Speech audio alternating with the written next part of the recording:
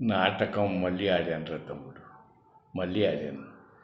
శుష్కించిపోతున్న నాటక కళకు నా నటన అమృతం అన్నారు, నా నటనే అమృతం అన్నారు. హద్దు అదుపు లేకుండా ఈ నాటకంలో లీనమైపోయాను. పరిషత్తులకు వెళ్ళమని ప్రోత్సహించాడు, వెళ్ళాను కూడా. వెళ్ళిన చోటకల్లా వెంటాడాయి చప్పట్లు, వెళ్ళిన చోటకల్లా వెంటాడాయి. ప్రతి పరిషత్తులోనూ ఉత్తమ నటుడు, ఉత్తమ నటుడు, ఉత్తమ నటుడు అన్నారు. ఇంకేముంది, కళాదేవికి ముద్దు బిడ్డ నువ్వు కడోద్ధరపు నడుము కట్టు అని నా మీద పద్యాలు కూడా వ్రాసారా. నాకు మత్తెక్కిపోయింది.